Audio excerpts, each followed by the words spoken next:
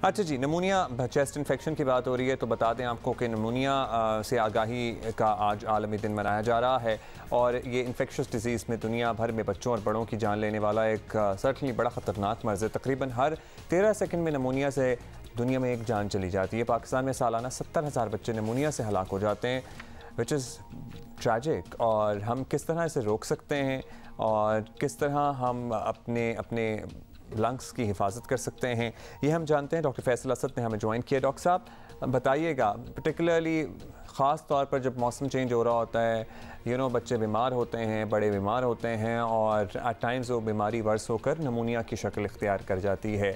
सबसे पहले I guess इसकी अलामात तो तकरीबन कम वेश जानते ही होंगे, लेकिन मुख्तसरन उस पर रोशनी डाल दीजिए, बचा कैसे जा सकता है इस बीमारी से? अस्सलाम वालेकुम और बिस्मिल्लाह रहमान रहीम। बहुत शुक्रिया आपने इस मौजू को लिए। आज पूरी दुनिया में आलमी दिन मनाया जा रहा है निमोनिया के बारे में आगाही के लिए। अब तो बहुत सारे लोगों को कोविड के ज़रिए पता चल गया कि जब फेफड़ों में बीमारी होती है तो अलामतें क्या होती हैं। वो आम तौर पे बुखार, खांसी का आना, उसमें बलगम आना, सांस का फूल जाना, ये इसकी मेन अलामतें हैं।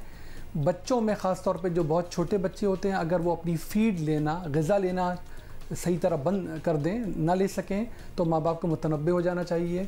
बुज़ुर्गों के बारे में मैं ख़ास तौर पर अर्ज़ करूँ, क्योंकि ये मर्ज़ आम तौर पे 5 साल से कम उम्र के बच्चों में और 65 साल से ज़्यादा के बुज़ुर्गों में जानलेवा साबित होता है। तो उनमें क्या तब्दीलियाँ आती हैं, इन अलामत के साथ साथ अगर आपके बुज़ुर्गों का रवैया तब्दील होने लगे, वो बात सही ना कर पाएँ, वो थोड़े आपको कमज़ोर नज़र आएँ, वो ऐसी बातें करें जो आम तौर पे कोई सेंस ना बना रही हों, तो ये भी बुज़ुर्गों में नमूनिया की अलामत हो सकती हैं।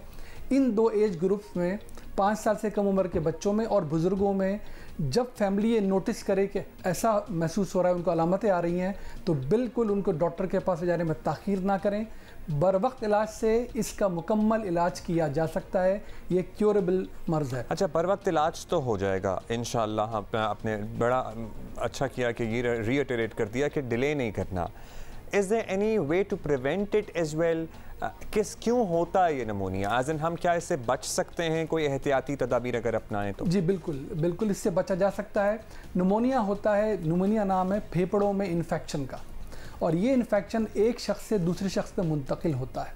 और ये मुंतकिल होता है खांसने से, छींकने से, हाथों को जिनसे हमने खांसी रोकी हो दूसरे से हाथ मिलाने से, सरफेस को टच करने से। जो थूक निकलता है खांसी से या छींक से बाहर, उसमें ये जरसूमा ट्रैवल करता है। जब ट्रैवल करके दूसरा शख्स इस जरसूमे को सांस के जरिए अंदर ले लेता है तो उसमें यह मर्ज़ मुंतकिल हो जाता है। दूसरे भी अवामिल हैं, लेकिन सबसे बड़ा तो यही एलिमेंट है। इससे बचा कैसे जा सकता है? बच्चों में ख़ास तौर पर मैं सबसे आपके फोरम के थ्रू रिक्वेस्ट करूंगा कि बच्चों में वैक्सीनेशन अवेलेबल है, जिसमें सबसे ज़्यादा अमवात होती है निमोनिया से। उस एज ग्रुप में अब ये EPI प्रोग्राम है, जो इम्यूनाइजेशन प्रोग्राम है, उसमें निमोनिया की वैक्सीन शामिल कर दी गई हैं। किस महीने में या कितने वीक्स पे लगती है? ये 6 हफ्ते, उसके बाद 10 हफ्ते, उसके बाद 16 हफ्ते और उसके बाद 15 महीने की उम्र में। तो 6 हफ्ते की जो हम जाते हैं और बच्चों को हिफाजती टीके लगाते हैं, उसमें ऑलरेडी इन्फ्लुएंजा जिसको कहते हैं, वो इन्फ्लुएंजा वाली वैक्सीन नमूनिया के अगेंस्ट काम करती है। दो मेन बैक्टीरिया जो हैं, इन्फ्लुएंजा बी और न्यूमोकोकल निमोनिया कहलाता है। इसकी वैक्सीन्स वालिदैन को आपके फोरम के जरिए आगाही भी होनी चाहिए कि अगर फॉर एनी रीज़न आपके सेंटर में वैक्सीन नहीं मिल रही तो आप तकाजा कीजिए इनका सेंटर पर जाके कि जी हमें अपने बच्चों को ये वैक्सीन। ये तो बहुत इंपॉर्टेंट आपने बात बताई है। अच्छा, अब चेंजिंग वेदर्स हैं, बच्चे स्कूल जाते हैं, वहाँ से भी ज़रा बीमारियाँ लगती हैं एक दूसरे, सारा इंटरेक्शन होता है, सारा कुछ होता है। अब कभी पंखा हल्का कर रहे होते हैं, कभी पंखा तेज़ कर रहे होते हैं, समझ नहीं आ रहा होता क्या करें। Everybody is having a runny nose और चेस्ट कंजेशन जिसे कहते हैं। हम क्या हम गर्म कपड़े पहन के हिफाजत कर सकते हैं, या हम और क्या कर सकते हैं? क्या हम खुराक में कुछ ऐसा ले सकते हैं, विटामिन C वगैरह ऐड करें? क्या करें डॉक्टर साहब? जी बिल्कुल, देखिए हमारी जो जिस्म है वो हमारे बाहर के इन्वायरमेंट से दो तरह से ही इंटरेक्ट करता है। एक सांस के ज़रिए, क्योंकि हम बैरूनी इन्वायरमेंट से सांस दाखिल करते हैं जिस्म में, और ग़िज़ा के ज़रिए। इसीलिए ये दोनों बीमारियाँ बहुत ज़्यादा हर उम्र में पाई जाती हैं और बच्चों में भी। जितना माहौल हमारा साफ़ होगा। सर्दियों में क्यों बढ़ जाता है कि सर्दियों में ये जो ड्रॉपलेट है जो मुंह से और खांसी से निकल कर आते हैं, ये ज़्यादा दूर तक ट्रैवल कर सकते हैं। कंजेशन और वजूहात से भी हो रही होती है। तो जिस तरह हम कोविड में एहतियात कर रहे हैं, अपने हाथों को साफ़ कर रहे हैं, अपने खांसते वक्त, छींकते वक्त अपने मुंह को ढक रहे हैं, ये हमने खुद भी करना होगा, अपने घरों में भी, स्कूल में भी अवेयरनेस फैलानी होगी। साफ़ हाथ और एटिकेट जो है, खांसने के जो आदाब हैं, उनका ख्याल रखेंगे तो इससे ये मर्ज़ फैलने से बचता है। तो ये हमें कंटिन्यूअस करना पड़ेगा। सफाई तो हमारे दीन का भी हिस्सा है, तो ये हमें एहतियात करनी पड़ेगी। घरों में आपके अगर धुआं मौजूद है, घरों में किचन में धुएं की जो वेंटिलेशन है वो ठीक नहीं है, उससे सांस की नालियों में सोजिश हो जाती है। जब सोजिश हो चुकी होगी तो फिर किसी भी बैक्टीरिया का या वायरस का हमलावर होना और ज़्यादा आसान हो जाता है और फिर ज़्यादा बीमारी भी कर सकता है।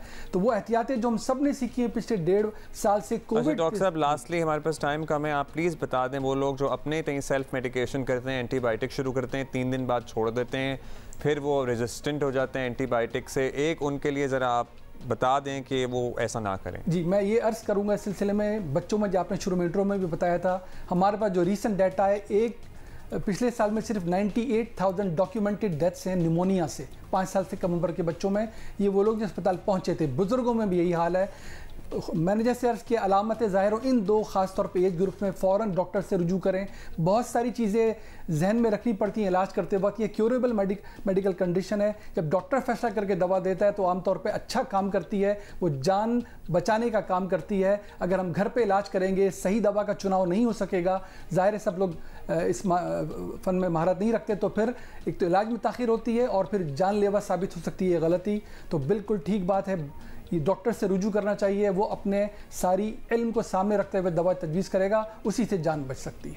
एहतियाती तदबीर तो हमने बात कर ली कि बहुत ज़रूरी है, बचाव नंबर 1 है और उसके बाद बर वक्त इलाज। बहुत शुक्रिया आपका डॉक्टर साहब, बहुत शुक्रिया। डॉक्टर फैसल असद हमारे साथ मौजूद थे और हमने इस गुफ्तगू से भी यही सीखा कि भाई मास्क अगर आप पहनेंगे, इनकेस आपको नॉर्मल भी खांसी वगैरह है, जस्ट वेयर अ मास्क। बच्चों को, I know it's tough for you कि बच्चों को आप समझा सकें बार बार, लेकिन अगर रिपीट करते रहेंगे ना कि बच्चों को भाई मुंह पे हाथ रखें खांसी आ रही है, मुंह पे हाथ रखें खांसी आ रही है, और कोनी रखें एज इन बेसिकली ये एल्बो, तो अल्टीमेटली दे वुड लर्न।